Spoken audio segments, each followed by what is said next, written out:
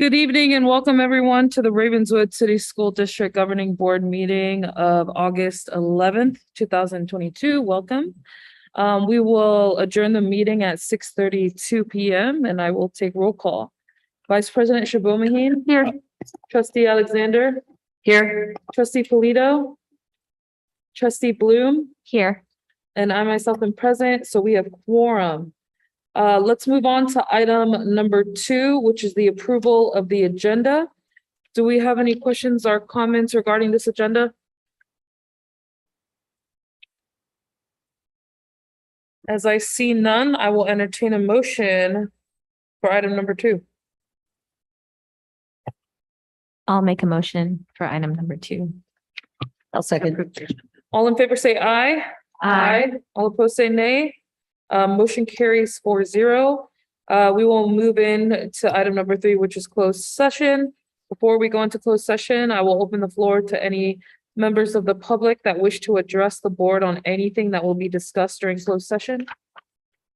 As I see none, we will adjourn into closed session at 6:33 p.m. Thank you.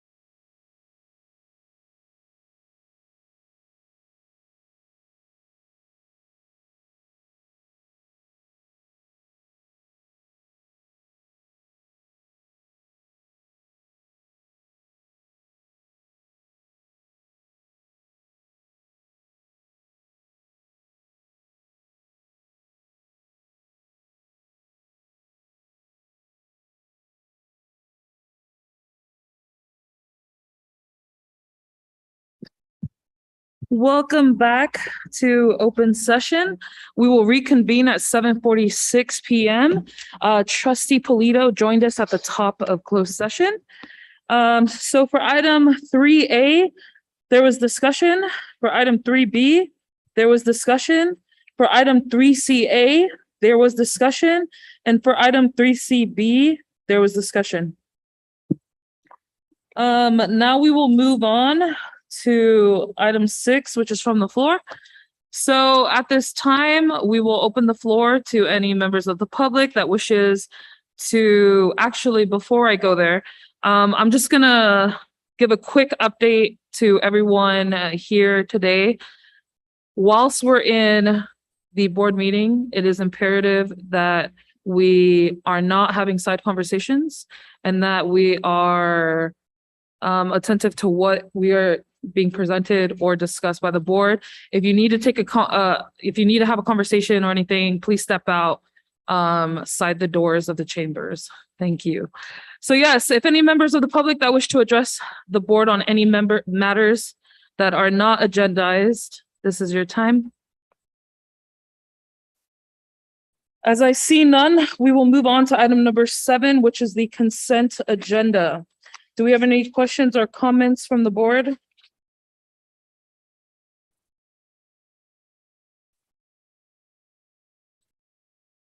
As I see none, I will entertain a motion for item number 7. Through the chair, I'll make a motion to approve item number 7. Thank you. I'll second. All in favor say aye. All opposed say nay. Motion carries 5-0. Moving on to item number 8, which is the superintendent's report. I will kick it off to Superintendent Sudaria.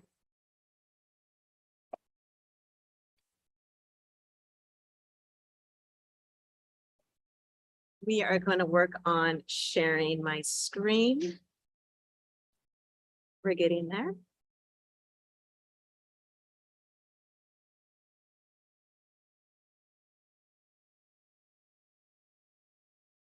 And then, Mike, is there a way to move my screen that's projected there?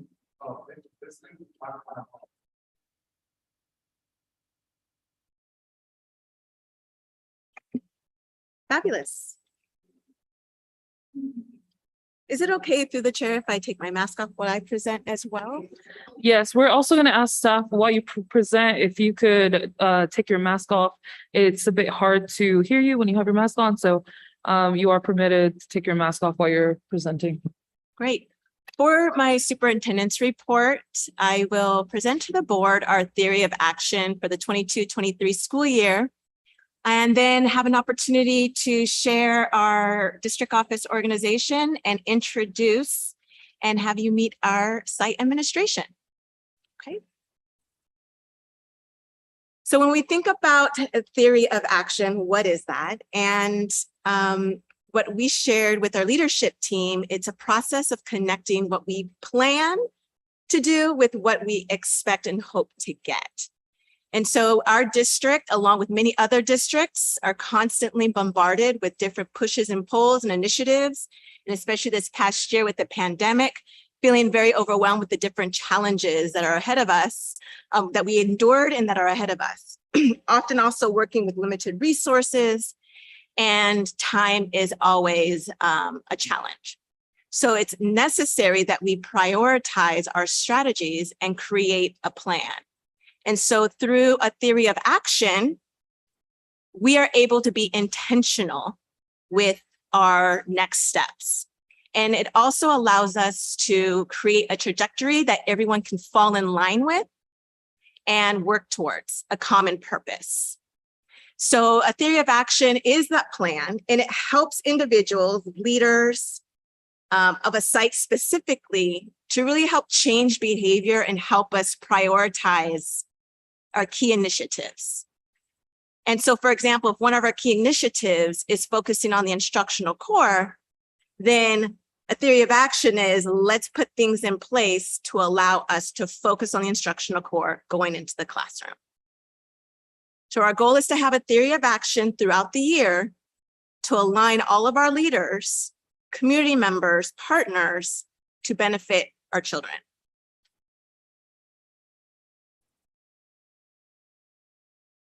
And so we begin.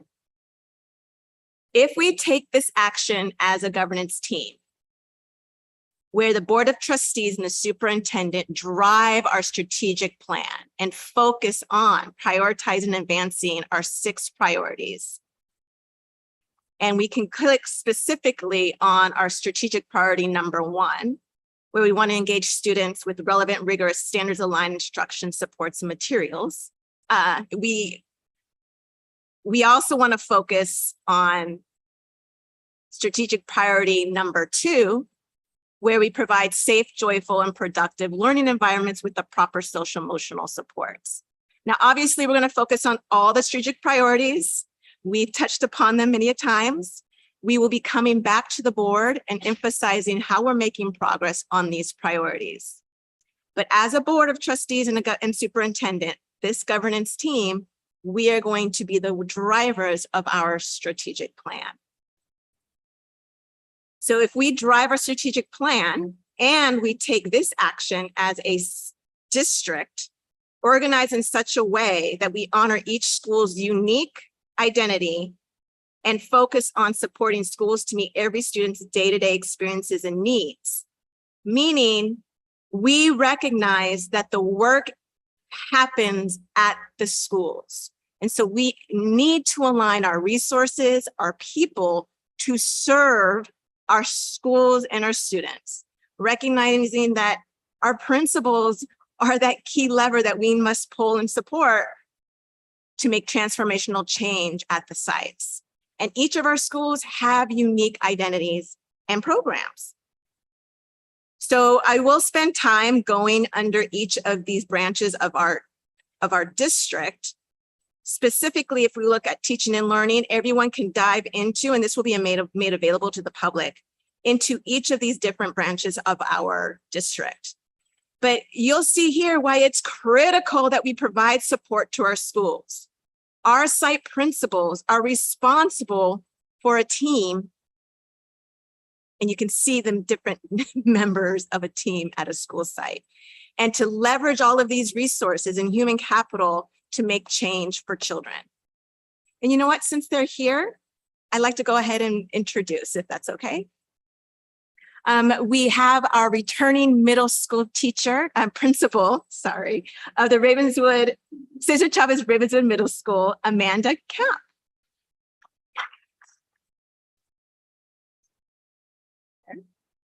And then our Spanish dual immersion program of the Los Robles Ronald McNair Academy, our principal, Alex Quezada. Yay! Michelle Masuda is returning as our principal for the Bellhaven Elementary School. And she is accompanied by Vice Principal Stuart Shirashi. And our former vice principal, now principal of the Castaño School of the Arts in Zinga Woods. Very excited about our team. And then we'll be sharing more of the team members throughout the year, as we would love to present to the board the happenings that are going on at each of our school sites. Okay. So going back to our theory of action, if our governance team continues to push our strategic plan, advance our strategic plan, and our district is designed to constantly push or support and lift our school sites. And if we also take this action and focus on instruction and leadership, as you know, our goal was to redesign our central office so that we can have and build capacity in our teaching and learning department. And with the support of our new assistant superintendent, she developed 3 foci around focusing on instruction and leadership. And that is building upon our anti-racist statement that we have already developed and creating and developing anti-racist leaders based upon our anti-racist commitment. And we will continue doing this work throughout the year, focusing on specific questions and ways to do things, which is understanding our socio-political context, explore privilege, perspectives, and power, create structural and instructional shifts, develop anti-racist practices, and you can read on later. Again, our goal here is to create equitable school environments and structures to advance learning. We're also going to be focusing on the instructional core here, where we're constantly engaging with students, curriculum, and teachers, and developing our teachers to ensure that the tasks that our students get are at a rigorous and are aligned to the standards.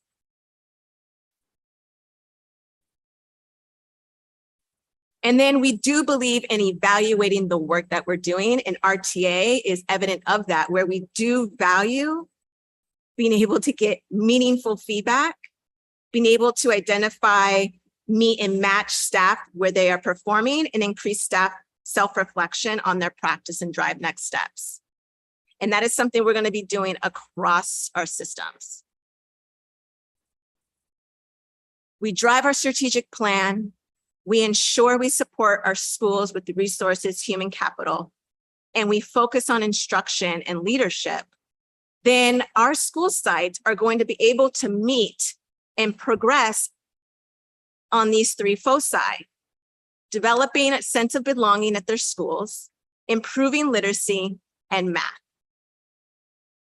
So each of these three foci have specific goals. What you have not gotten in the past are the metrics to determine our progress. And we were also told through the analysis of our central office, as we were going through the reorganization, that our community, our staff members, families are yearning for tangible, concrete evidence of progress that's quick, like a measuring stick. How is Ravenswood doing now? And so we are going to be focusing on these three foci just to give you snapshots of progress. And behind each of these, like student sense of belonging, which you can read there, we will look at the metrics at three different levels: the street data level, map data level, and satellite data level. And throughout the year, we'll explain and define these terms, not only to the governance team, but our entire community, as each of these types of data serve a different purpose. So with literacy, there's a specific goal, and we will develop our metrics and share these metrics with you intermittently throughout the year, especially as we're administering our benchmark assessments. Okay, and then we have one for math as well.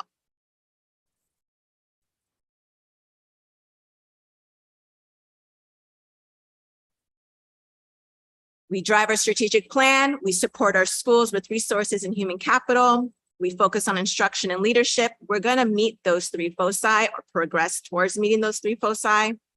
We will then lead to meeting and executing our mission, where we empower every student to engage critically and creatively in their education with the skills and mindsets necessary to successfully fulfill their unique potential,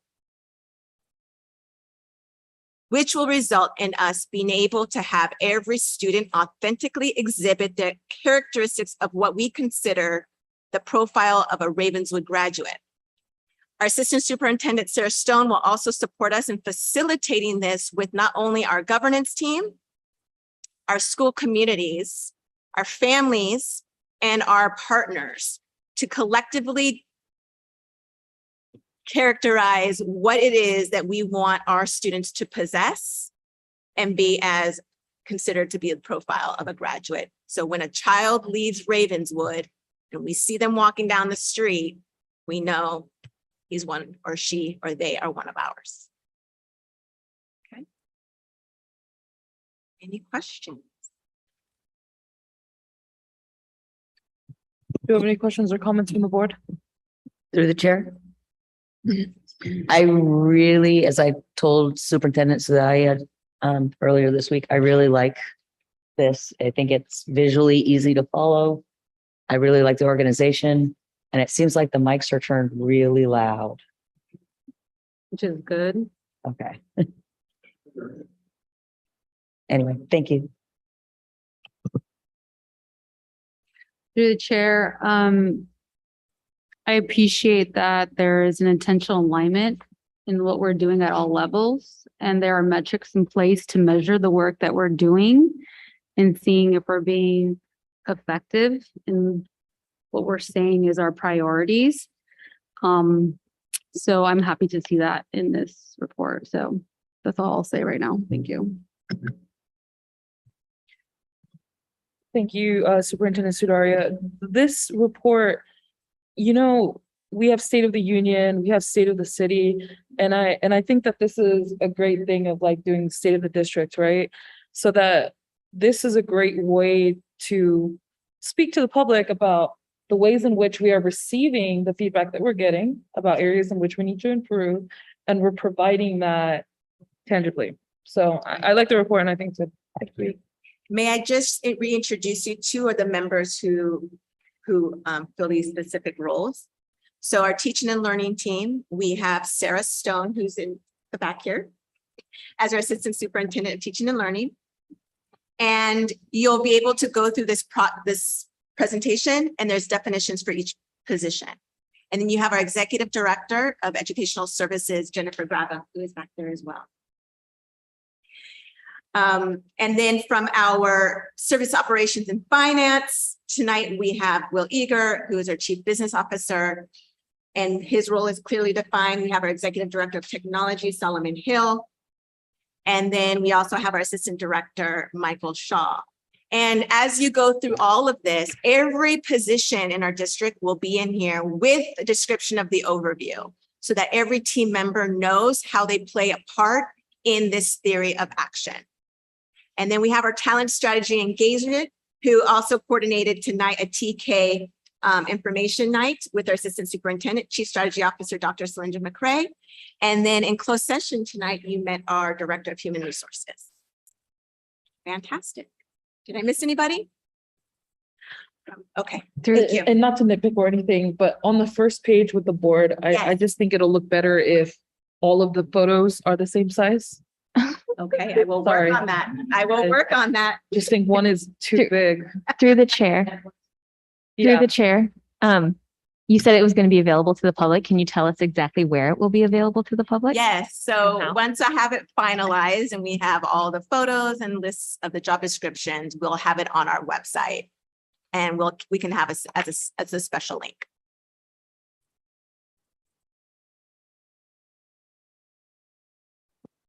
alrighty, moving on to number 9, which is a consideration to approve an MOU with Health Connected.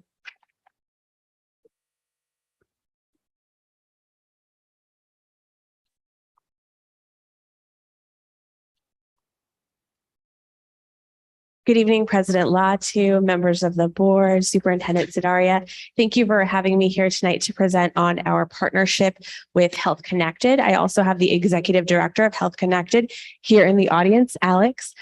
So if you have any questions for her, she's here as well. So Health Connected is a group that we partner with in 5th and 7th grade for puberty and sexual education for 5th and 7th grade. Health Connected is a large organization. So here you'll see some numbers. They work with 540,000 students, 17,500 parents, 5,800 teachers, and partner with 135 school districts. I'm already having connectivity issues.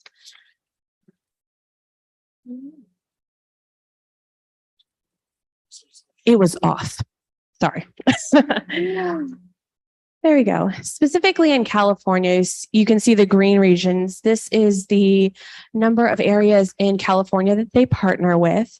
Some local districts that Health Connected has partnerships with is Jefferson Unified, Pacifica, Redwood City, Menlo Park, and Mountain View. One of the things that we appreciate about this partnership with Health Connected is the very deliberate alignment with standards, specifically the California Healthy Youth Act, the California Health Content Standards, National Sexuality Education Standards, and the Common Core Standards. And it's a requirement of all of their courses to have direct alignment. In 7th grade, it is required that we have comprehensive sexual health and HIV prevention, And it is required by education code at least once in middle school, and we elect to do so in 7th grade. In 5th grade, we elect to do puberty instruction, and we provide it in 5th grade. This instruction is aligned with the health content standards, which are noted here. They're called the Growth, Development, and Sexual Health Content Standards. This is just a brief summary of the California Healthy Youth Act summary. I'm going to go into details a little bit more in another slide. But it is required that it is taught at least once in 7th and 8th grade and at least once in 9th through 12th grade. Any instruction that takes place in grades K through 12 must meet a set of boundaries and baseline requirements as set forth in the education code noted here. Parents must be notified, and they must be notified at least 14 days prior to instruction, and parents may opt their children out of this instruction. And teachers must receive content-specific training in order to provide instruction. I have a question. Yeah.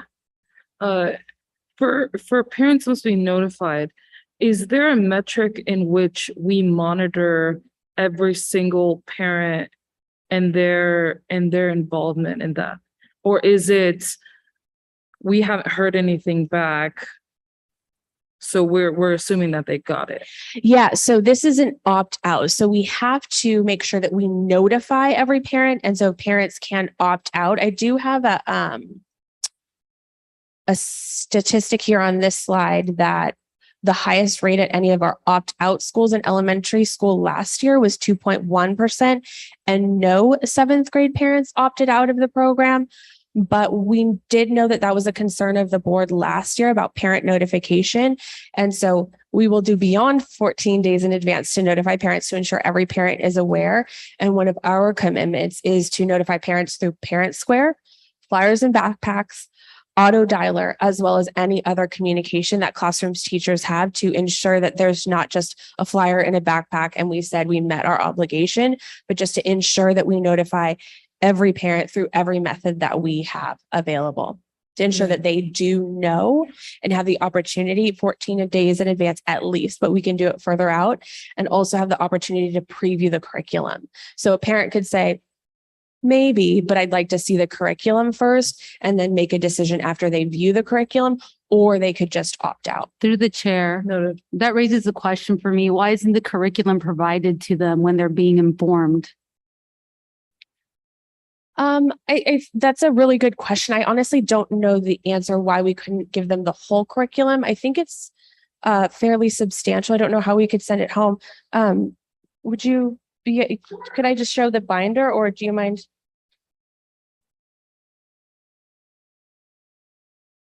And I'm assuming we could also, correct me if I'm wrong, we could also have the curriculum available and just let parents know the curriculum is in the office. Please come see it, so that they have every opportunity to go through the curriculum in its entirety. I don't know that we could send this entire curriculum home with every student, but we certainly could have it available in every single office. I mean, for you every can make it parent. as an attachment on Parent Square via email. It doesn't necessarily need to be a hard copy, but you can attach it digitally.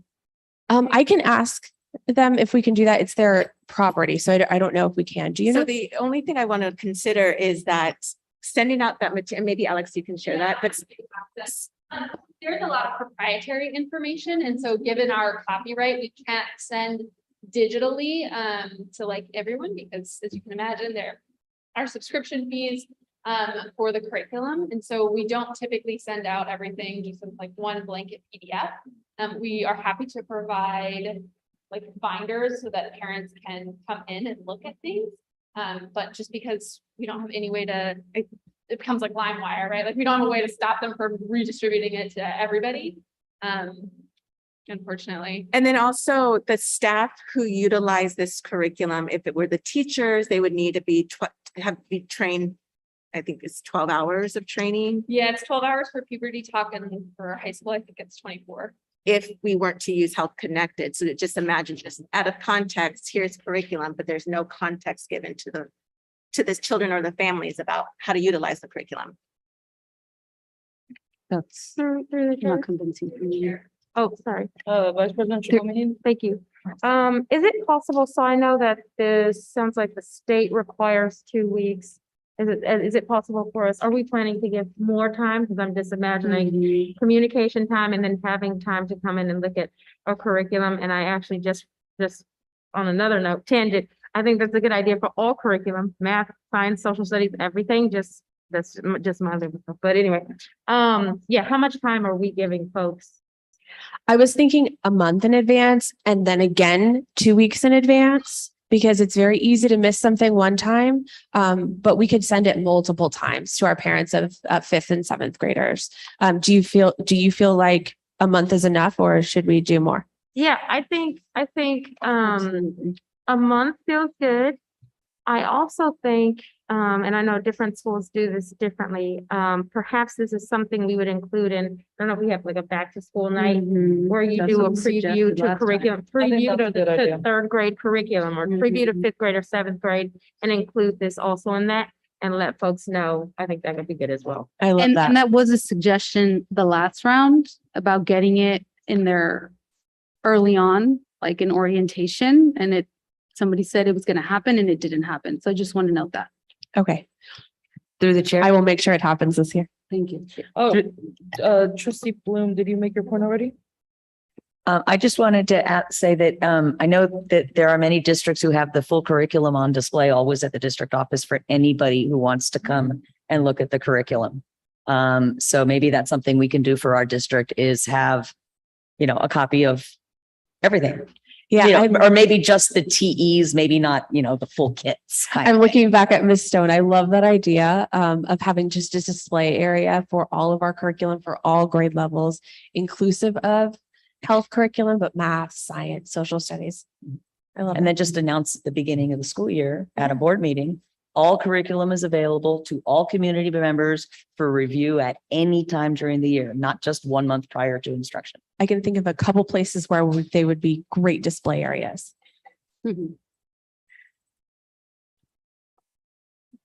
Trying to remember where I left off. So these are some major points in the California Healthy Youth Act. The purpose of the act is to empower our students with knowledge and skills so they can protect their reproductive health, the knowledge and skills they need to develop healthy attitudes, promote an understanding of sexuality as a normal part of human development, and ensure students receive integrated, comprehensive, and accurate, unbiased sexual health information, and also the knowledge and skills necessary to have healthy and safe relationships and boundaries. It is very important that we talk with kids about owning their own bodies and holding a strong boundary, as well as knowing to go to their trusted adults when they have questions. It's a huge part. In puberty, the main topics are here listed: communication with family, identity, respect, and acceptance, gender and sexual identity, puberty, physical and sexual development, hygiene, conception and pregnancy, a healthy body image, appropriate behavior and boundaries, HIV and AIDS, decision-making, and asking for help. It is hugely important to me and to all of our teachers that our students know how to advocate for themselves and how to ask for help from trusted adults like their families when they're in a tricky situation. For Teen Talk, they focus on values, family communication, sexual and reproductive anatomy, healthcare and rights, definitions of sex and abstinence, birth control, sexually transmitted infections, healthy relationships, pregnancy options, consent and sexual safety, sexual identity and gender, sex and sexuality in the media, peer and partner communication, decision-making, and future planning. Those are incredibly heavy topics, which is part of the reason why we partner with an agency that is so trusted in the community to have these specific types of conversations, because they are very well trained and they have encountered many, many questions when the young ones in my family ask me these questions, sometimes I don't know exactly the right way to answer for their particular age. This partnership has people who are trained for those age appropriate answers with factual and medically accurate information. It's appropriate for all races, genders, and sexual orientation, ethnic and cultural backgrounds, language learners. I feel strongly that this is really important and connected to our anti-racist statement. The instructional materials are available for our language learners. It does not promote any type of bias.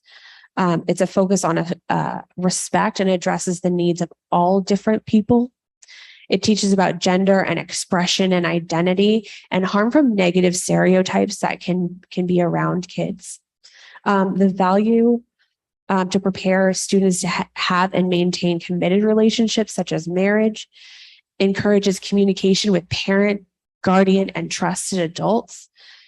Again, healthy relationships, decision-making, and refusal skills, which is so important. And it cannot have a bias, including religious doctrine in the classroom. So the question came up about consent. Again, it says 14 days in advance. We'll commit to a month in advance, and I will ask our principals, as you watch me ask our principals, if your 5th and 7th grade teachers can mention it in their back to school nights in these next couple weeks. And again, these are the various ways we're going to reach out to parents. We'll do so twice to ensure that parents are aware through all of these different methods so that it doesn't, flyer doesn't fall out of a backpack or just doesn't make it where it needs to go. Thank you so much for giving me the time to present to all of you this evening. Thank you. Do we have any questions or comments from the board? Did I have a question? There was a slide, maybe 2 slides back, where at the end it said, must not promote religious doctrine, must not teach or promote religious doctrine. Okay, I understand that. I'm wondering about what's the response to someone, because it says this is appropriate curriculum for diverse cultural backgrounds. Religion is a part of culture, right? And so you're going to have a space, a classroom where you have different people, different religions, different beliefs, different values. I'm just wondering what do they mean when they say they're presenting information that is unbiased? But then you're specifically saying we're not teaching or promoting this particular thing, which I understand, but I just want to make sure it's a safe and inclusive space for people with many different beliefs, understanding that religion is a part of some people's culture.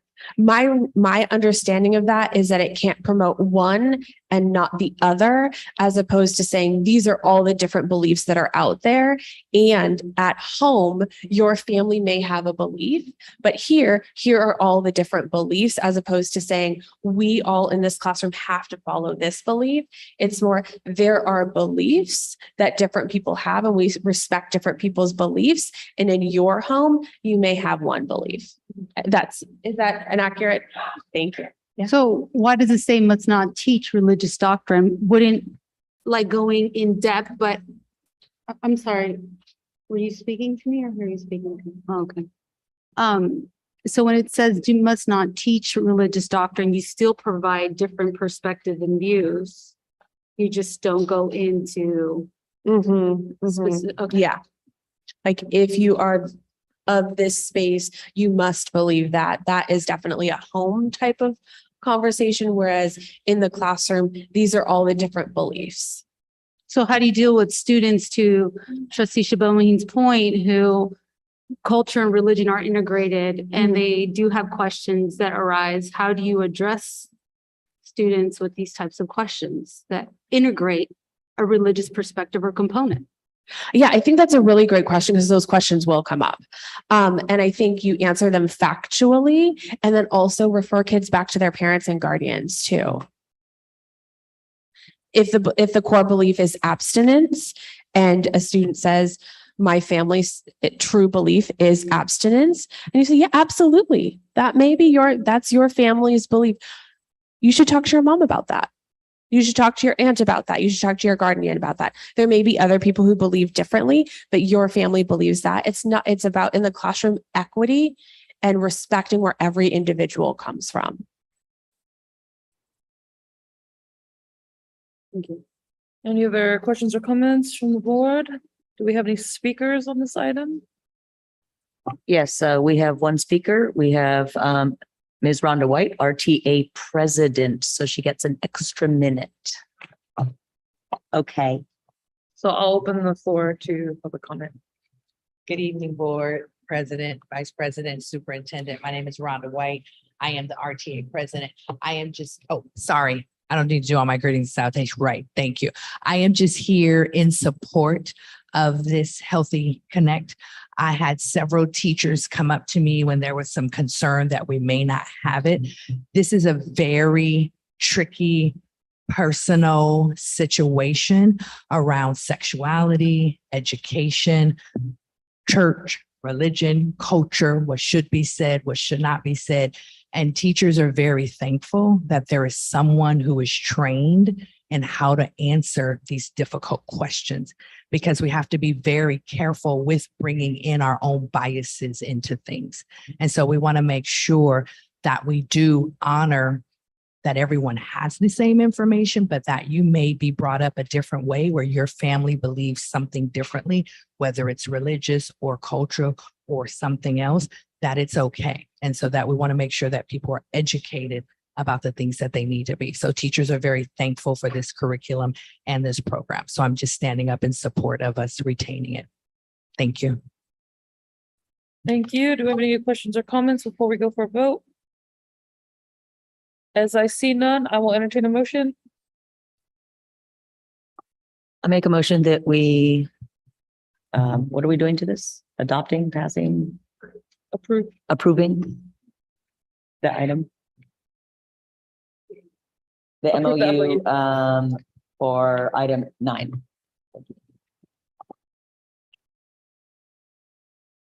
Did you second? Oh, do we have a second?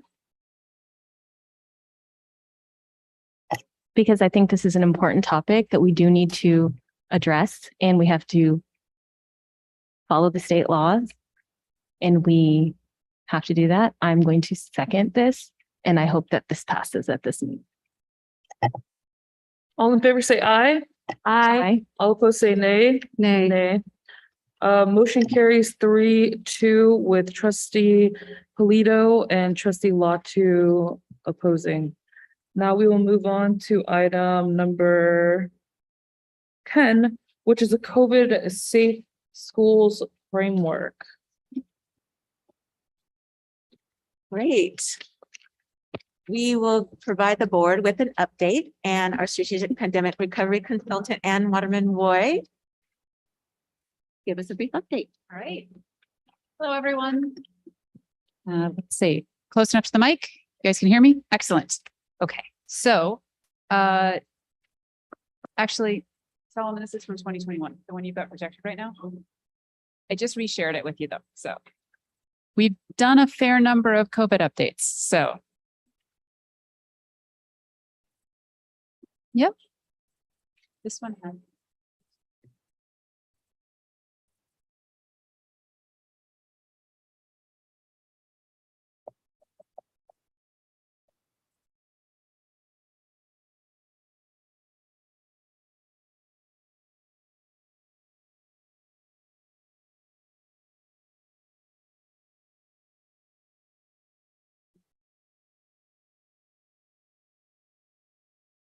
Problem.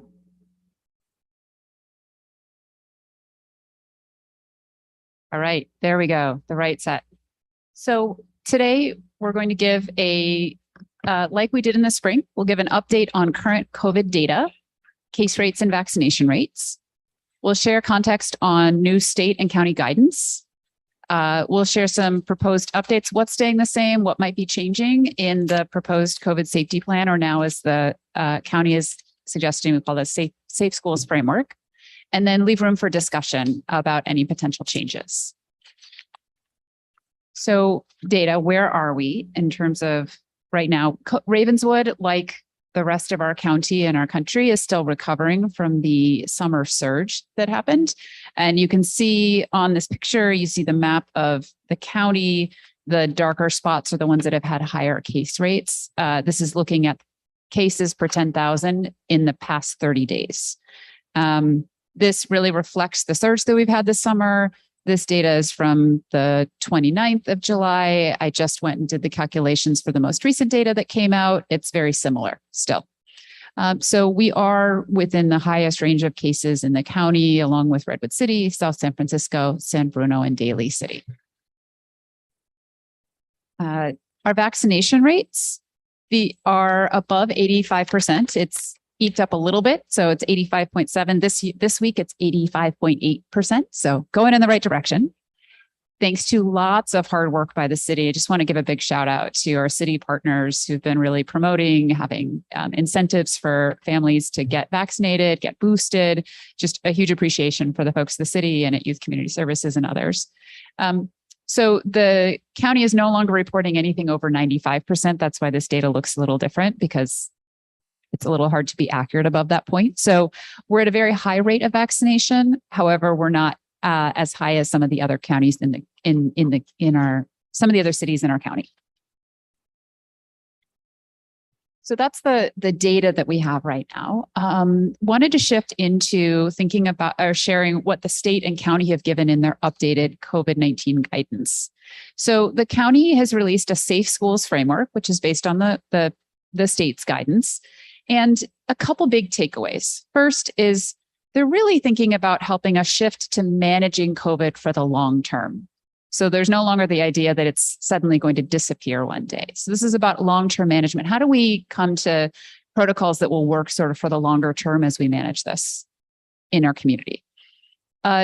We continue to focus on multiple strategies to reduce risk. So you see the little Swiss cheese. They've now called it the SMARTER steps, and it's SMARTER is for shots, masks, ventilation, tests, isolation, and treatment, which wasn't exactly smarter, but close enough. And the other thing that they've shared is that in this framework, it's mostly recommendations instead of requirements. So earlier on in COVID, it was, you must have exactly this much distance, you must do this, this, this, and the other thing. Now it's very much about recommendations, and districts have some discretion to determine policies based on local conditions. And so it's using your best judgment on what's best for the community and the context right now. That said, they do strongly recommend investing in these sort of protective layers, these kinds of strategies. So what does that mean for the proposed framework? Safety plan will shift to calling it a Safe Schools framework for this year. In many ways, we're proposing it be very similar to last spring. Couple of highlights. There's a lot of detail. It's 18 pages long. Couple of highlights is encouraging vaccines and boosters for students, staff, and families. And now shout out to anyone watching on YouTube. Students 5 and older are now eligible for boosters, and it's worth going and getting them. So if you haven't gotten your kid boosted, go for it. Clinics on Saturday. Check out our website or our Parent Square message for more information about them. Also, make sure we have free masks available for students and staff. That's a requirement. It's not one that we're planning to change. They go through them pretty quickly. I was just talking at Bellhaven today, and they go through a box every week or so of kids and staff. Use air filters in every classroom. We have portable air filters, and in many cases, 2 air filters in each of our classrooms and in larger ones in our big spaces like this. So continue to use that for air quality. And also allow gatherings on campus and use strategies to reduce risk. So for example, have them outdoors when possible, break it into cohorts so there are smaller numbers of people, offer free COVID tests, the over-the-counter tests that people can take as they come. So ways to reduce risk, but we can actually have school events. Just be thoughtful about minimizing the risk for folks involved. Now, there are 2 possible areas for change from last spring that we want to discuss and get your discussion and guidance on. So one is around masks. So the proposed change would be to strongly recommend masks indoors as opposed to requiring them indoors. So this is consistent with the state and county recommendations. They strongly recommend masks indoors, but they do not require them. And we're not currently aware of any other districts in the county that are planning to require masks indoors in all schools. And also very important to note is that if there's a significant surge or outbreak, the superintendent could decide to require masks either in a specific school or district-wide. And that's something, in fact, that the county and the state say every district should be prepared to do. And that's part of why we also will continue to be providing masks, et cetera, so that they're available. It's not a hardship to suddenly say we need to wear masks. We have the masks ready if people need them. So that is something for board discussion and some guidance. The next change is around testing. And I'll wrap this up and then I figured we could just open it to board discussion and answer any questions. So the state is changing their approach to their focus for testing. So last year, they paid for us to have professional tests as well as staff to provide those testing. And as a result, we were able to test students who opted in and staff weekly with the help of professional testers. You can see the pictures of some of them hard at work in the Castaño, right outside the Castaño multipurpose room. This year, the state is no longer providing that funding for professional staff testing. Instead, what they're recommending and finding is that it's more effective and efficient to rely on over-the-counter, at-home COVID tests. That providing those, they're much more widely accessible, they're available for free through the post office and others, and the state is providing them to districts, either through the county or just directly to us, to be able to provide to our students before any breaks and potentially even more frequently than that. So anytime kids have symptoms or before breaks or holidays, coming back from breaks or holidays, to have those available. In addition to the state and the county's supplies, our local health partners have been very generous. So Stanford, the Ravenswood Family Health Center have both provided over-the-counter tests for us and have said they really want to continue doing that. So what we're proposing for this year for our testing strategy is to adjust it based on what the state's providing and what's possible. So we're going to focus on at-home tests. We're going to give families and staff COVID tests at our back to school events next week. That's actually started already at Los Robles. And before long weekends or holidays, and more frequently, if tests are available, we'd love to have it so families could have a test every week to just do their own weekly screening test if it's available. We would have on-site testing if students are symptomatic. So we're gathering consent from students, from families, and so the back to school packets are the first day, so that if a student is symptomatic, develops symptoms at school, or staff develop symptoms, if they've given consent, we could still provide it. We could do a test using the professional tests. We're just not going to do it weekly with every kid on campus. And we will continue to test our unvaccinated staff. So that continues to be a requirement for the very small handful of staff who are not provided evidence of full vaccination status. They are still required to be tested weekly, and we'll have a protocol around that. It can be very similar to last year's. We can still provide those tests. So that was the adjustment to the testing strategy, and want to make sure we communicate that out with folks as well. So that was the basic update, and I'm sure there may be questions and lots of discussion. So I wanted to give the floor back to the board and happy to answer questions if there are any. Do we have any questions or comments from the board? Through the chair, I have a question. Trustee Polito? So this evening we had asked any speakers to please remove their masks because it's hard for us to hear. What are we doing about teachers in the classroom who are choosing to keep their mask on? And what are we doing to make sure that the students are also able to clearly hear instruction from their teachers? Are we getting mics for them? What are we doing to help support, students being able to receive instruction, listen to their instructors? I mean, what are we doing on that end? I see Solomon standing up. I don't know. Oh, please, Solomon, if you have immediate response. Yes, all of our classrooms, because of your bond measure, have microphones available to them. Sorry, all of our classrooms have microphones and speakers, every single one, available, including a wireless pendant mic and a handheld mic for students or staff to use. So are we asking or requiring our teachers who are choosing to keep their mask on to use the microphones? I would actually defer to principals because this never came to us that this was and has been a concern. And so I'm not sure if We have four principals here. Not sure if this even was raised, but That's what we're here for, to raise the questions. yeah, that would be helpful. Yes. Yes. Or Ms. Cynthia, Yes, do you mind please, coming please, to the mic? Go to the mic. Either that or take your mask off. So thus far, it hasn't been an issue for any of our teachers who have brought it to our attention. I can't speak for the rest of the staff or anybody else. Oh, No, I'm not, I mean, I get that the teachers haven't brought it up, but sometimes students. Oh, yeah, I think I was reaching out to the principal to see if any students have mentioned it to any teachers Got about it. it being an issue.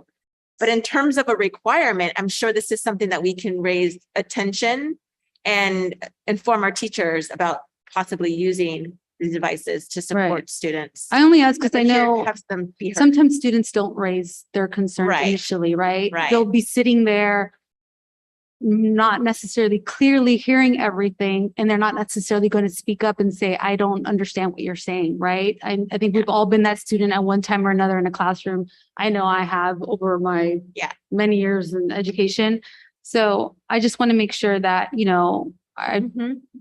respect anyone's decision to wear a mask, but I also want to make sure we're having effective instruction. And when there is a mask on, how are we ensuring that audibly for students? That's my question. so can we definitely- can definitely include that perhaps in our orientation with teachers to ask. Perhaps when they are engaging with students to ask the class, if there's a time that you cannot hear me, or somehow, some way that they can embed it into their courses.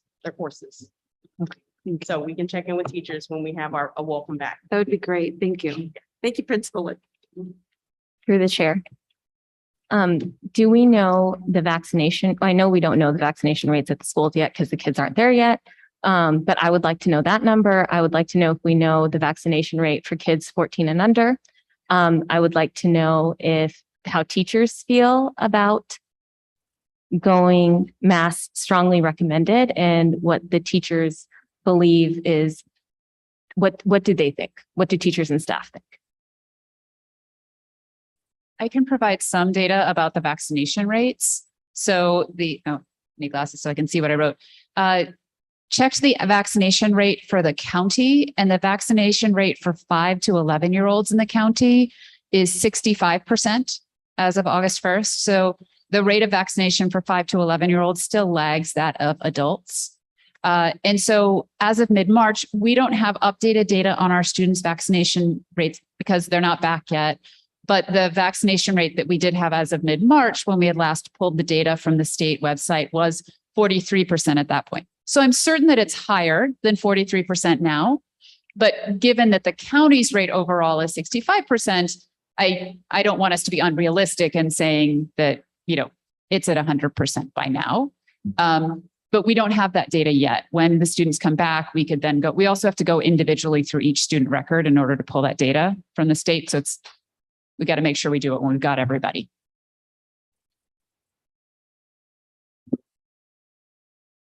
I could speak on behalf of RTA because I have heard some comments, but we have RTA president coming up.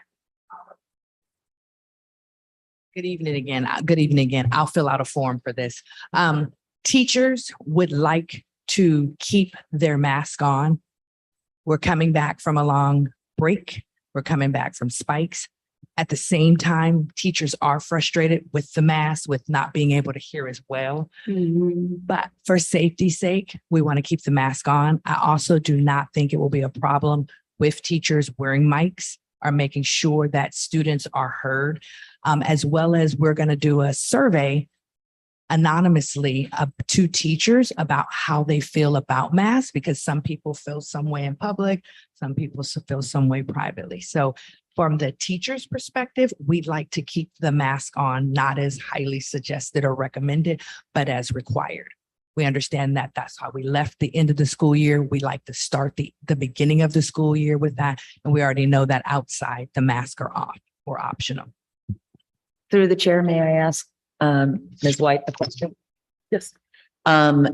Is RTA wanting this for the rest of the school year indefinitely, or will they allow, or would they prefer to keep it for, say, the next 2 board meetings and then relook, say 3 board meetings from now? So what we are doing is we're just, because we've come off this long break, Everybody's been in different bubbles. We like to come back to school because we've known for the last 3 or 4 come back to schools, there have been spikes up and down. So we'd like to come back to school with the mask on and see what it looks like. And so at that time, as we look at what the COVID cases are, what the numbers are, we're open to discussions. I do believe you will continue to see teachers wear masks for a while. And so I just think we should be thinking about, for if a teacher decides to wear a mask, then there is a microphone option. There may be other teachers who come out of mask. That's okay. Because we do have teachers, individuals, employees who also have underlying health issues that wearing a mask helps. Just, it's another layer of protection. So I just think it's our new normal, and we might need to embrace masks or figure out how do we do that. So do we want to wear masks forever and ever and ever? I'd like to be out of them tomorrow. However, I also remember January when some of our classes had 5 and 10 kids in it. And so I don't want that as well. So I want to figure out how do we educate our students, but how we also keep everyone safe. Thank you. Do we have any other questions or comments? Through the chair, I'm very supportive of the recommendation to strongly recommend mask indoors, however, no longer require them. We had this discussion before the closeout of last year. We wanted to lift the requirement and give people the choice, give students the choice, give teachers the choice. And we said, let's just finish out this year and we'll phase it in through the summer. I'm hearing a potential, consideration to extend that further. For me, we're very delayed in this, and I would like for our kids to go back to some level of normalcy. I don't anticipate our new normal being wearing masks for the entirety of our lives. A lot of districts have already shifted away from that.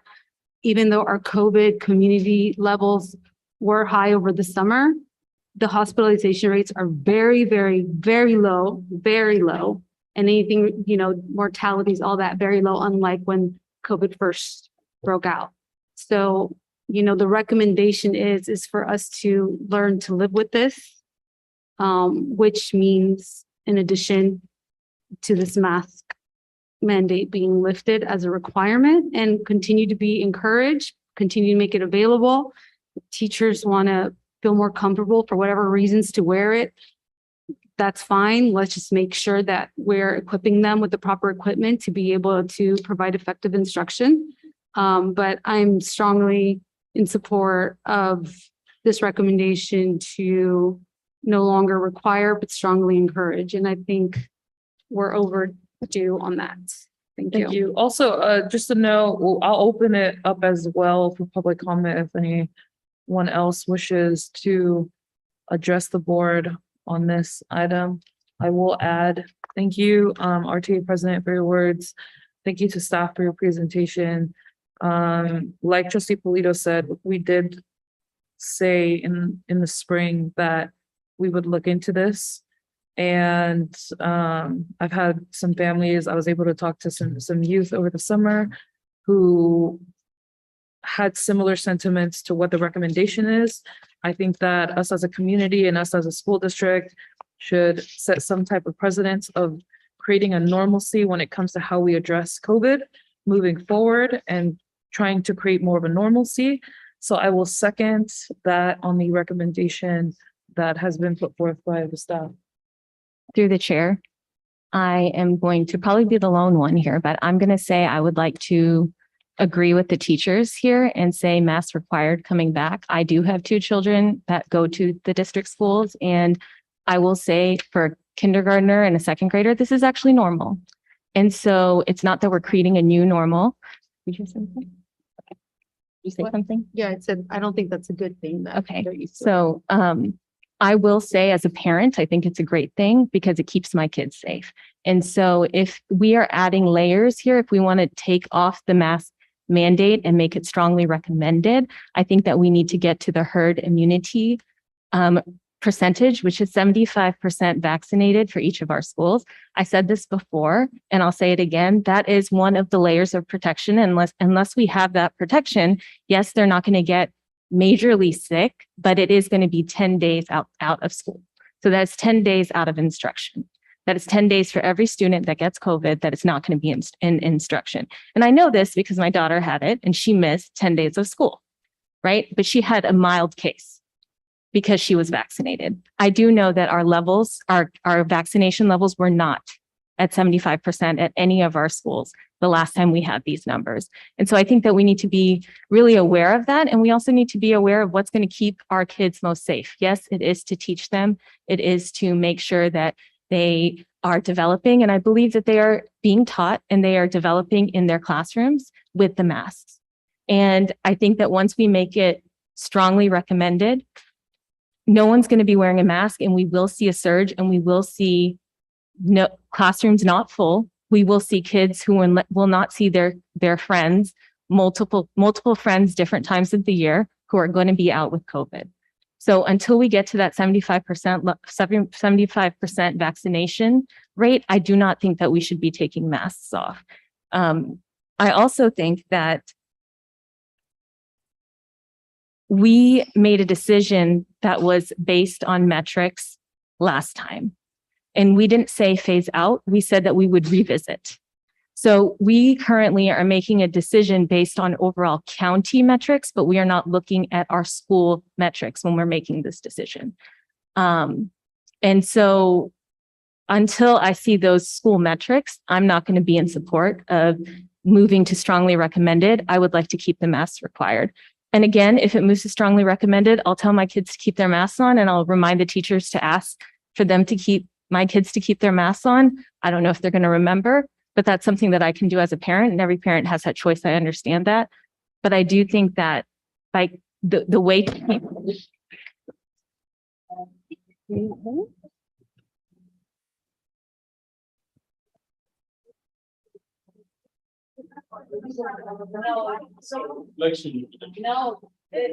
No, something popped off.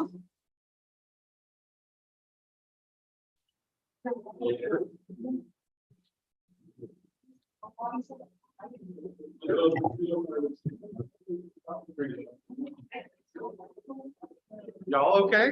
Did you hit me? Yeah. It's okay. The superintendent's gonna run right out.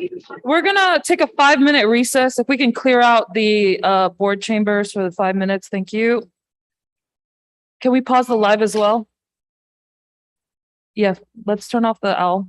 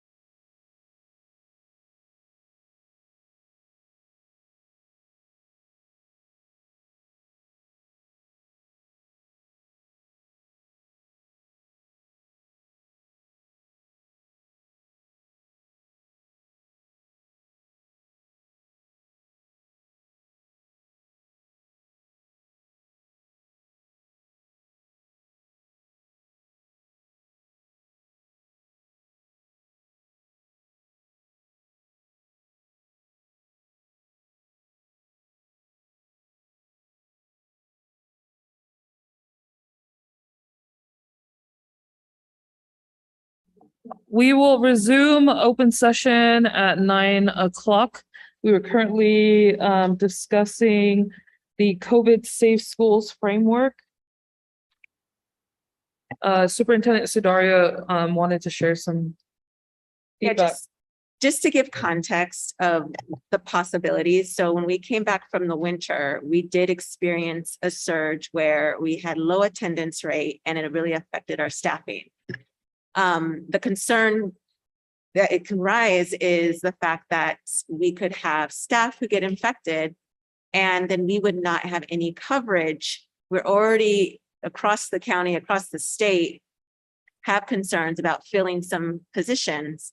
And that also means substitutes. And so our concern is exposure and not having the staffing. A compromise would be to have us start the year with masks for 1 month and then revisit and look at our cases and beat the surge in a sense, right? And so coming back gradually and then being committed to revisiting 3 to 4 weeks in regards to whether or not we continue with the mask based on our cases. But Ravenswood was hit pretty hard after the winter break, a long break. We've been gone for the entire summer. People traveling, and we've already had internal people here in our office exposed from travels. And they did their due diligence of staying home, isolating. But we don't have the guarantee that when we come back, folks are going to take on that responsibility of self-assessing, doing the over-the-counter tests. I too am prepared to move forward without masks. I've mitigated my own risks throughout the summer. My son doing wrestling and what have you. You can't wear a mask when you're wrestling. And we've been able to protect ourselves and then ensure that we wear masks in certain situations to ensure that we don't transmit the virus. So a compromise is to wear a mask for the first few weeks of school, and we revisit at a board meeting in September, potentially the second meeting in September. Through the chair. I want to make 2 notes. One, the masks that are, first of all, effective for protection purposes is I think, N95 and KN95, which is not what the majority of our on-campus students and likely also some employees are not using. So these feel good, but they're not actually doing what they need to do. So unless everyone is offered with a KN95 mask or an N95 mask, it's just for looks. Number 1. Number 2, we were in a different situation in winter because the procedures called by the CDC were also different. I believe in winter, if you were even exposed, you had to quarantine and test. That's not the case anymore. If you are exposed to someone who's tested positive and you are not showing any symptoms, no quarantine, no isolation is required. So we lost a lot of people because the procedures and the protocols that you had to follow, whether you had COVID-19 or were exposed, were a lot more strict. And most people were either getting it or exposed to it, which created a huge domino effect, not just in the classroom with students, but with staff. And so I understand that that was a big hit for us. That's no longer the case. The procedures have heavily changed, and I don't think it will have the same impact and effect as far as absenteeism is concerned. So I think we're in a different place today than we were then. And so for me, that's why I'm also okay moving forward, because the reality is when I think about, I feel like every 2 months we say we're going to get there, we're not there. It's 2.5 years later. I don't think we're doing the right thing for our students. I don't think it's in the best interest of our students. And I think that it's fair to say we were overly cautious and more cautious than most districts around us, but it's time to shift to where the world is shifting to. So I think we have different set in circumstances, so I'm okay with moving with the recommendation as is. I'm just one vote, And we already heard what trustee Bloom lands on the issue. So I would like to hear from the rest of the trustees on where they feel we need to, be now. Through the chair. I agree almost 100% with trustee Polito. Although I do understand the concern about post break. So, I know many people got COVID over the summer break. I would tend to, I like the idea of what Superintendent Sudaria suggested, which is we return with masks, and at the second September board meeting, look to see what the actual cases in the district are. Have there been any cases in the first month of school? And then make a decision then, hopefully to take the masks off, and allow them to be optional. Teachers who continue to feel, especially with comorbidity, I understand that. And I strongly suggest that anybody who feels that they, for their own protection, to make sure that they're wearing a really, really good quality mask and not just one of these, would be my suggestion. But I do think that for those people who feel comfortable, they should be allowed to remove their masks indoors. Yeah, Chair. Complicated issues, of course. It's what we do. Yay. This one is difficult for me, but I think I'm leaning towards strongly required masks. I know I've been a proponent of required masks in the past, and I will still be wearing my masks going forward.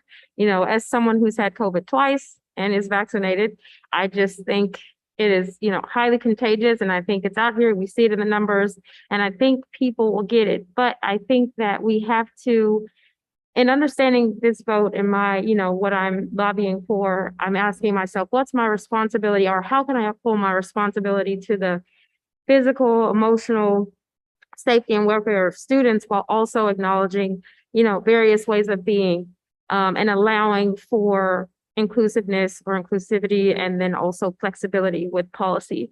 And so in this case, I think that strongly encouraging masks might be the way to go, because I know there are other folks who are like, have different beliefs or have different, so I would do that, but I would also say it's our responsibility to then create systems or continue with systems that continue to protect the physical safety of people. So strongly encouraging or continuing to practice social distancing, right? I don't know that, I think if the classroom is set up in a way where people are still X number of feet apart.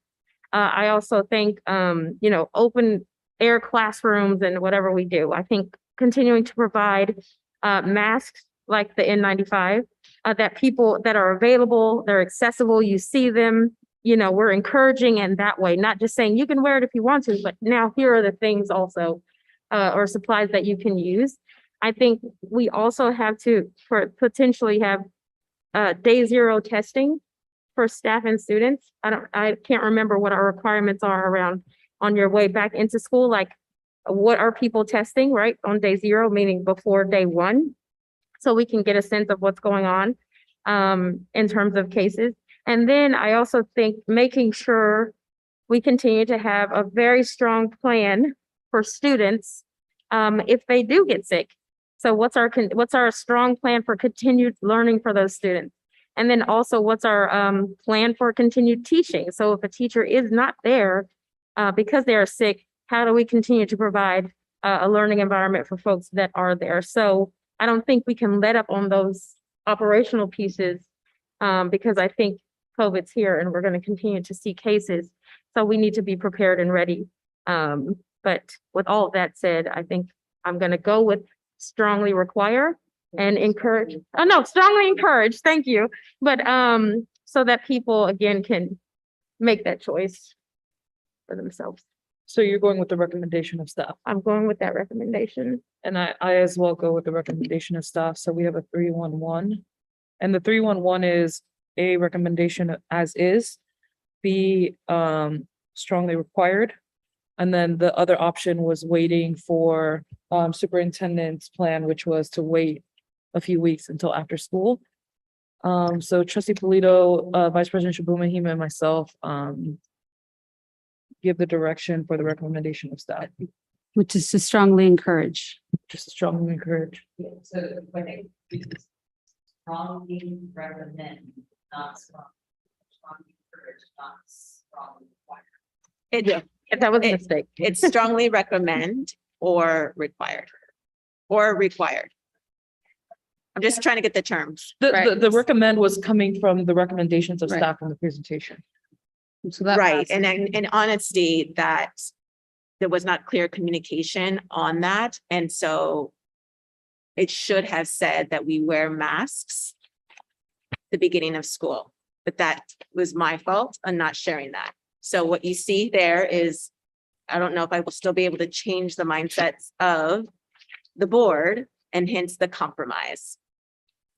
But through the chair, to be clear, yeah, could you just say exactly what it is you're Yeah, recommending? Said she's changing her recommendation. I'm changing my recommendation because ask- there was a lack of communication on my end in regards to the recommendation to the board on that last slide. Well, I'm still in favor of moving forward with strongly encouraging, but no longer requiring masks. I'm willing to wait a month and see how everybody's comfort levels are and how the numbers look before I would also say I would like masks to be just recommend. But I'm willing to wait a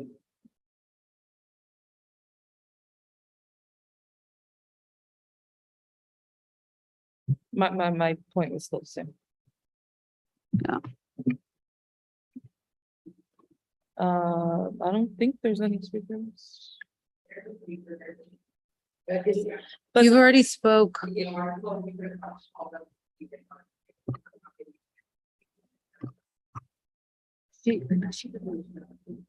Yeah, okay.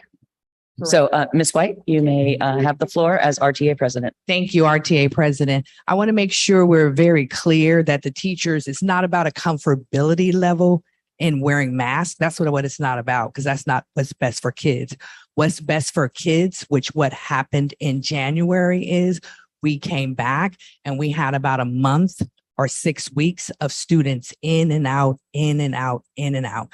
And a couple of the board members have mentioned some other things. We should keep the doors open. We should keep our purifiers. We should social distance. You can decide about the mask, but the reality is the only two things we have are the mask, which most of us wear KN95s. I just put this on for tonight, and the purifier. Social distancing went out long ago, because if we had social distance, the recommended amount, we would have had to cut the class by half because we don't have the space. So I want to make sure that we understand that the mask is one of the last defenses to teachers staying in school and being present for our students and our community. So the fact that it's not about our comfortability. We don't like these masks any more than you do. However, I remember January. I remember what it looked like going into classes. I remember subbing. I remember. I'd like to not do that. So what we do know is factually, after long vacation, there tends to be a surge. So what we're saying is take the opportunity. Don't take the mask off. How many schools took mask off, put them back on, took them off, put them back on? So I'm hoping that I will be able to appeal to one or two people to say, yeah, let's keep them on for a month. No, I don't want to wear this forever. Thank you. Chair, I just want to reinforce the statement that I get the worrying concern about what happened in January, but I want to also restate that the procedures have changed. So I feel like the impact will also be different because the procedures have changed as far as how to treat a positive case and an exposure case have drastically changed. Moving on. You've gotten the recommendation. Unless there's no changes, I have recommendation. Okay. Moving on to item number 11, which is our summer program update.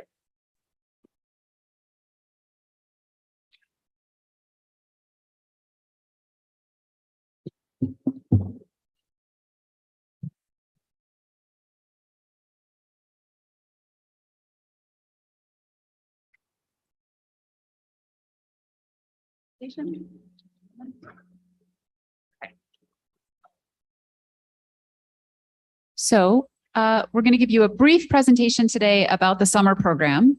This is a bit of a celebration for what we accomplished, but we're still waiting for a preview as we're still waiting to analyze the data that we have about the surveys and the impact. So we'll come back with a more in-depth, more program evaluation-y kind of presentation in late September, probably. So wanted to acknowledge though what we've done this summer, which is we partnered again with the Boys and Girls Club of the Peninsula, as well as a number of community partners. We'll talk about that in a moment, to put on a pretty powerful and well-attended summer program this summer. So a little reminder of our vision for the summer was we wanted to have our students engaged. We wanted to have them having fun. We wanted them to have enrichment, really re-spark their joy in learning after 2 very long years of COVID and trauma from being in the middle of a pandemic. And we wanted to have kids have opportunities to explore interests and expose to different things through these enrichment opportunities. So we designed the program around that. Now, in partnership with BGCP, we were able to serve more than 500 students this summer. In fact, we had 551 students attend, and that includes rising kinder all the way through 8th grade. And 81% of students attended consistently. So BGCP's metric when they cut it is, how many students are there at least 3 days a week? Most of them were more than 3 days a week. This excludes basically kids who may have come, but then left because they were gone for an extended vacation, et cetera. So it's pretty good attendance of the folks that attended. And it was a 4-week-long program from June 27th to July 22nd. So what did it look like? Literally, we're going to show you some pictures. So at elementary level, the kids they did academic enrichment in the morning with experienced teachers. That means read alouds, hands-on enrichment, online literacy, social emotional learning. Very exciting through Ravenswood Reads, which is a Stanford program. They provided one-to-one tutoring for almost all of our 1st and 2nd graders who participated in the summer program, which got great reports and results. And again, we're excited to get the data from Ravenswood Reads about the impact of that on our students on their sort of individual literacy. And then the afternoon, they had enrichment with the Boys and Girls Club instructors and interns. They were leading programming by Galileo and by Playworks and others. And by all accounts, and from what we observed, things went very well. Kids were very engaged. Parents were happy. The middle schoolers had as you guys might remember from the spring, had a pretty cool program design. So they had enrichment in the morning led by community partners, soccer, bike repair, cooking, coding, golf. They had career fests, career days on Thursdays where they met and talked with community members in a variety of jobs. They had field trips to Great America and Six Flags, definitely a highlight for many. And lots of hands-on and outdoor enrichment in the afternoons. The chance to try lots of new things and just get context to enjoy and excitement in their learning. So huge shout out to the many community partners that helped us put on this program. So Boys and Girls Club, as I've mentioned, was our anchor partner, and they brought in partnerships with a variety of other community groups. Really excited to be able to tap into the resources that exist in our community. You can see too many to name, but lots of very exciting logos up there from a lot of different partners providing support for our kiddos this summer.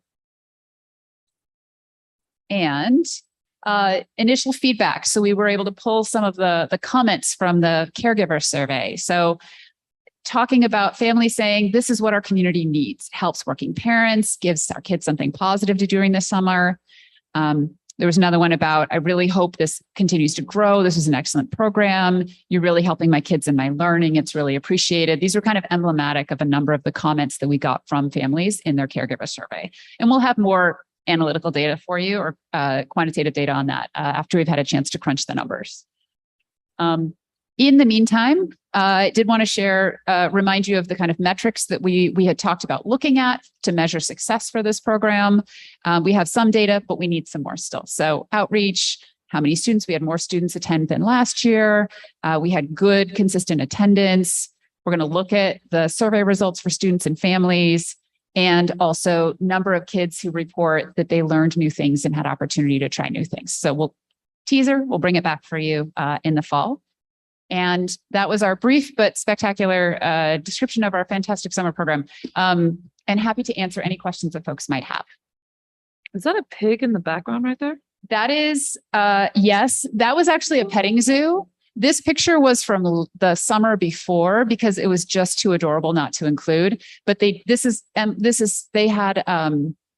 the special days. They had field days. They had other visits. They had lots of fun things like this. In addition to what I talked about, they had days where, okay, we'll do a petting zoo today, or oh, we're going to have people come in and talk. We're going to have some other fun activity. So it was really lots of joy this summer and great experiences for our kiddos.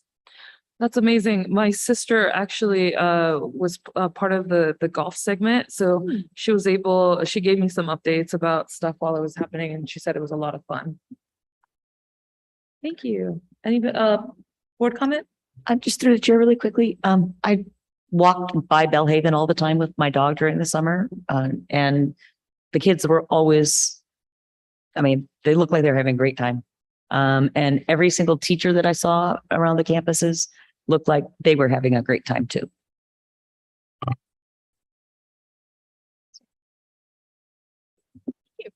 Thank you. Now we will move on to item number 12, which is the consideration to approve number 22-23/23-3 resolution of the governing board of education of the Ravenswood City School District against the 2022 Menlo balance proposition. Good evening, trustees. Get used to doing this, I guess. There's a proposition that it's gathered enough signatures to potentially go to the ballot for Menlo Park this upcoming November. The effect of this resolution is unclear. The citizens initiative states that any changes to single family zoning would have to go through a general election vote in the city. That resolution would have an effect on the potential development of the flood school site. The city council put together sort of an impartial report, and the report found that one other district in the state has a similar initiative. That city has never seen any ballot initiative brought forward that's actually allowed a change to zoning. So while it is sort of theoretically possible that we could put together a initiative that could go to the voters and be approved to change zoning, it would sort of make that much more unlikely. The report also found that if this initiative went through, it would largely result in any new affordable housing development being done in the Bellhaven neighborhood, which is the portion of Menlo Park that is within Ravenswood City School District. There are several other sort of findings in the report. I would encourage folks to read it, but obviously would have a potential impact on the development of the flood school site, which of course we are looking to develop 80 to 90 units of 100% affordable housing that would have a preference for teachers and staff that would last for the duration of the 90 years lease. As we did a survey recently of our staff, 85% of our staff, just as a reminder, expressed an interest in living in the affordable housing, and 85% of our staff are also eligible for that housing. So we do believe that there's significant interest among our staff to avail themselves of that option, as well as that property potentially bringing in additional revenue to the district, which would help close some of the significant funding gaps between us and surrounding districts like Menlo Park, which, when accounting for need, receives over double the amount of per pupil revenue that we do. As a reminder, staff is not allowed to take positions on political issues. We are allowed to report factually the impact that various political issues could have on the district. I'm happy to answer any other questions. Factually, the board is, of course, allowed to take issues on any kind of electoral issue should the board so choose. Staff just cannot make a recommendation, which is why you will find no recommendation in the packet. Thank you. Do we have any questions or comments from the board?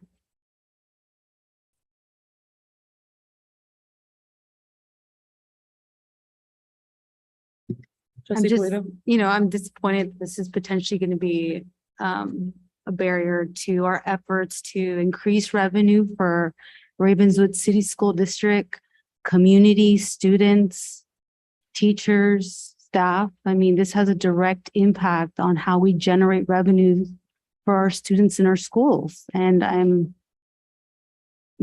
sad to see that we're at this point where we have to create a resolution like this.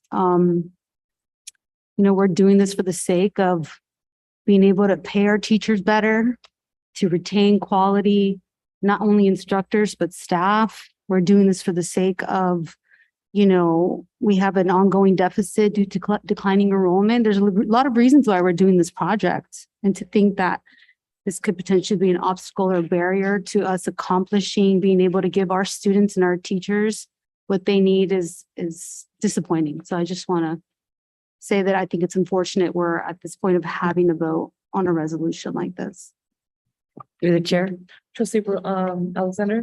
as the board member who's a resident in the Bellhaven neighborhood, I am very disappointed that members of my city felt that it was necessary to try and put something like this on the ballot. The Bellhaven neighborhood already is such a high density area, just like East Palo Alto is, but we are already high density. They just built a whole new block of apartments on Willow Road. They're building, that every available space, it is impacted with housing already. And in order to increase affordable housing in the city of Menlo Park, if this goes through, Menlo Park would put all the affordable housing back on our side of the freeway, impacting not just our finances for our district, but the quality of life for the students living in Bellhaven and their families, the quality of the air in Bellhaven, even the number of trees in Bellhaven, because the places where we could potentially put trees would now end up having large complexes, because the state of California has said that we must add X amount of affordable housing in the city of Menlo Park. And it is unfair and unjust to the residents and students of the Ravenswood City School District who live there to have all of it put into our community. I'm very happy that we are doing this. I'm very disappointed that there is a need for it. And through the chair, as a follow-up question, are we asking other governing agencies to join us in this resolution? Have we reached out? I mean, I would love to reach out to the leadership groups of Menlo Park to see if they'll join us in also passing this resolution. So I would ask that we ask the City Council of Menlo Park and the School Board of Menlo Park, who actually in 2020 were all about pushing equity. We're all about supporting our communities and helping us get what we need to get to where we need to go. So I would love for us to reach out to both the City of Menlo Park and the Menlo Park School District and ask them to also pass a similar resolution, and I think they will support us, because in 2020, they were very vocal about helping ensure equity. So I would see them as wanting to be partners in this and not adversaries. So I'm hopeful that they're going to receive this with open arms and that they will come side by side with us to push this through in addition to us tonight. Thank you. Thank you. Through the chair. Trustee Bloom? I would also echo both what Trustee Polito and Trustee Alexander has already said. And I also want to say, building affordable housing, this affordable housing is going to be available for all teachers and all staff, not just Ravenswood City School District teachers. And even if it is not filled with just teachers and staff, it is affordable housing for all people. And we all know, because all of us here live in a diverse community, And we know the richness of that community. We know how much joy it brings. We know how much life it brings to everybody around us. And so I think that that is also something that I would hope our neighbors in Menlo Park would want for every part of Menlo Park, not just Bellhaven. So I gladly support the resolution. And as Trustee Polito said, I'm disappointed that we had to make a resolution to say that we want you guys to share in our joy and in our community. Thank you. I'm gonna, are you putting me on a minute? I have 1 minute. Okay. I would just like to say it shouldn't, I honestly believe that it should not come down to us having to fight for the right for teachers and staff to have the ability to have housing. I don't believe that our staff in this region should have to drive long hours across bridges just to teach in a place that oftentimes our teachers have chosen to teach here in East Palo Alto and Menlo Park. I don't see us as, just because our office right here is 2120 Euclid here in East Palo Alto does not mean that Menlo Park isn't just as equally part of us because we have sites at Bellhaven. That Bellhaven is part of this district. And it's important for us to take a stance. And I'm disappointed that it's come to this resolution. As you can tell, I'm a little convicted about this. No, I'm really convicted by it because housing should be a right. And teachers who feed into our students, staff who feed into our students to build a stronger generation deserve the right to be able to live close enough where they're not spending hours on the road. And so I'm in support against this proposition that's going to go up. And I will also push live here to all, constituents, whether it's Menlo Park City Council, whether it's our supervisor, whether it's our senator, our assembly member, to stand with us because housing is a necessity. It's a need here in this region, and we need more people taking a stance in support of building these types of things. And through the chair, can I just also add one more comment? I know that one of the reasons we got here is because there was a lot of discomfort or misinformation circulating about what this project really is about. And just to reaffirm that our district has gone out of their way to connect with that community that will be impacted by this project, to let them know what our intent is, and that we desire to be partners, and we're looking for the betterment of the community, and we're not looking to destroy a community or create any negative impacts. Because, even when we looked at other grounds for leasing, when it didn't make sense, when the unit amount didn't make sense, we didn't go in that direction. So we've been very careful and thoughtful about what project we're doing, how many units are reasonable for the area, and we're not looking to negatively impact them in a way that would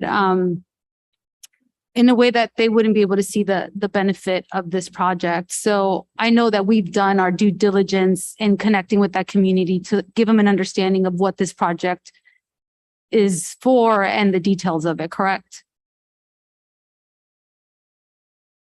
I think We've certainly tried. I think we would argue yes. And we try to be very transparent in the number of units, the why behind it, and the impact. And I am also equally convicted on the need for us to be able to have affordable housing for our staff. There are staff members who care for our children, who drive our children, who ensure that the schools are safe, and they would provide that same investment in their own neighborhood. Mm-hmm. And also with traffic studies and all that stuff, we have been extremely flexible with what we're proposing. I don't believe that we have gone out of our way to be spiteful in any way towards what we were going to do. We were very thoughtful on what and how much we were able to build on that site. So I do want to comment on that as well. And the the Menlo balance ballot measure. It seems like it was brought up for this, just to block this one little area of development, but it's going to affect the entire city of Menlo Park from one end to the other. Just, it seems very, to me, very spiteful that it was brought up. Anyway, I'm done now. Do we have any speakers? Yes, we have one speaker. For RTA President Rhonda White. Do you need all 3 minutes, Ms. White? Nope, I got 30 seconds. I'ma Okay, I won't say- even start the timer. You don't have to. I'm gonna say RTA president. I'm gonna echo exactly what trustee Polito said. It is a disappointment. I'm adding an embarrassment and a disgrace that we have to create this type of resolution when the goal is to make and continue for Ravenswood to be physically solvent.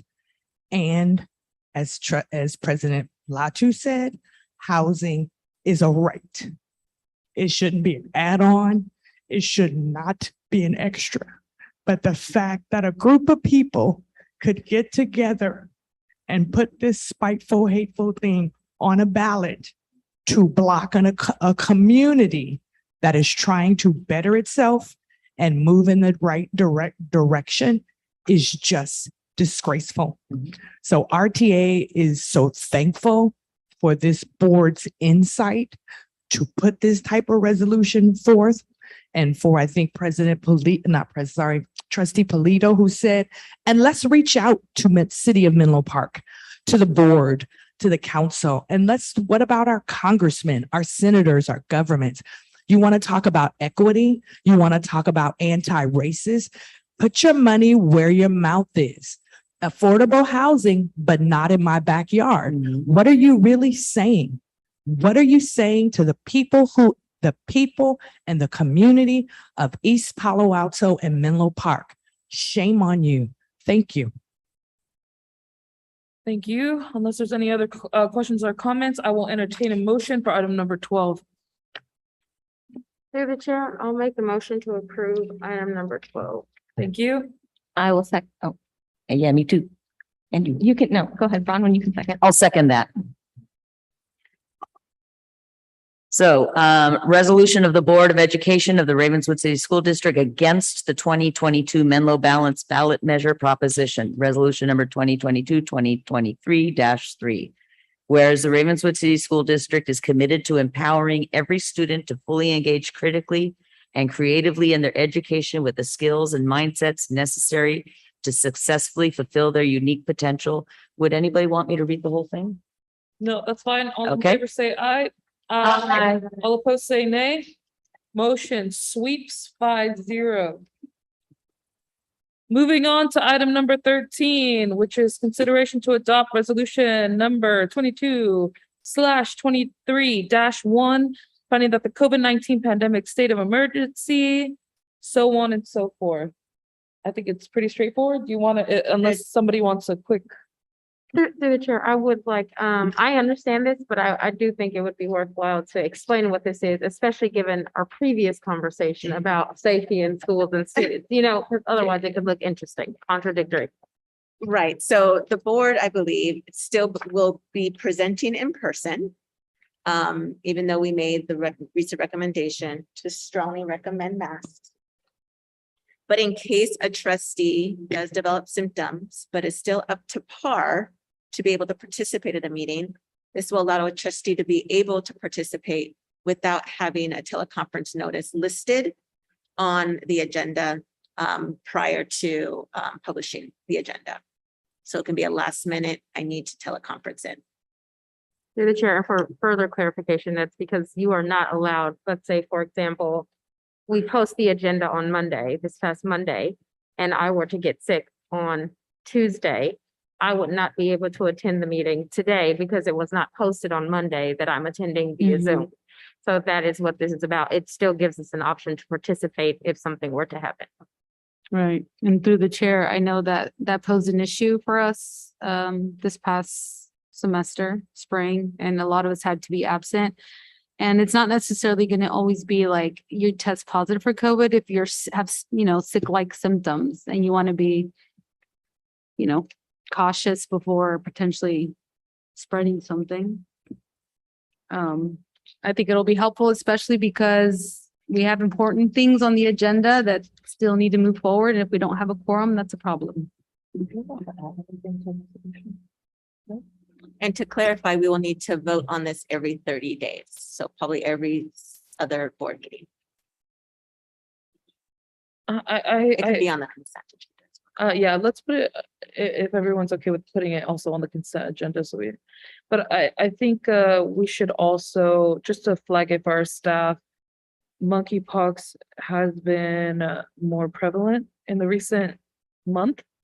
So I think that might be something that we should talk to county council about, the possibility of adding that as well.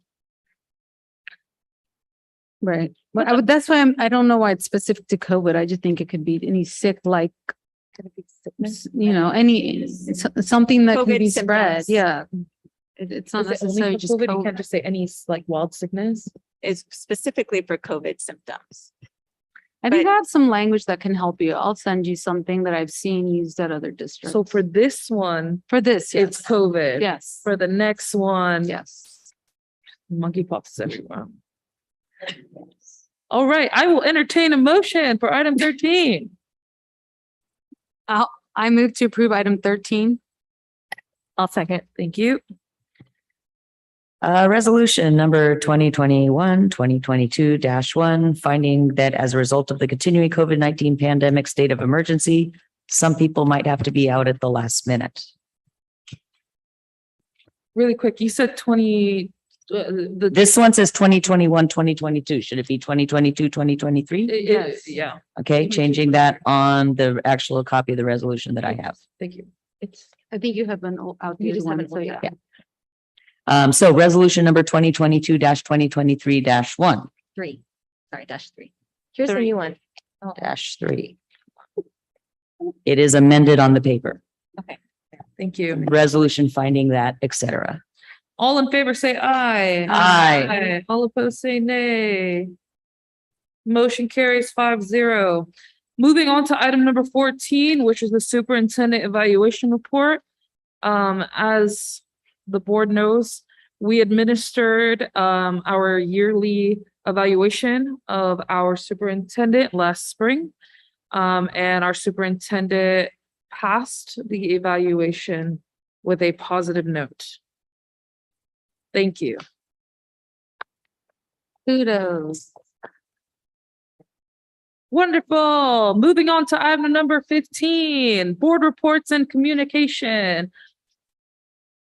Through the chair, there is a vaccination clinic for all kids at ages that are available to get vaccinated at Woodland Park. There are flyers at the city, at the YMCA. There's probably flyers here at the district. And anyone who gets vaccinated also is eligible or gets a $20 gift card. So I encourage all of our parents and students, especially considering that masks are now just strongly recommended, that everybody go get vaccinated in order to get a good layer of protection against COVID-19 and its illness. I could say it calmly, but I will not. I'll choose not to. Go ahead. I would like to say that this year, just like I did last year, on the Mondays before a board meeting, the Mondays of the week of a board meeting, I will have open office hours from 6 to 6:30 on Zoom.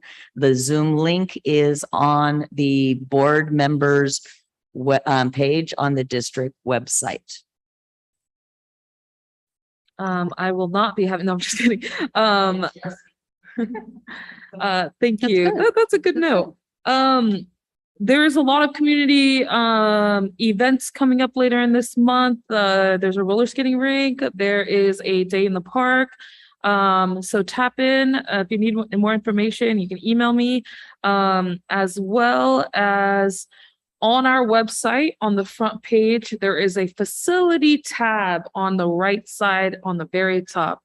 I put it personally there for our community. There's been a lot of comments, whether it was through a recent city council study session or any other posts. about some of the recent leases and potential site usages. And so I want to make sure that the public and the community knows that if you want to know the progress, the timeline, the conversation of what we're trying to do here within this district regarding our facilities, you can find all of that information there on the tab. And that's it for me, unless we have any other questions or comments.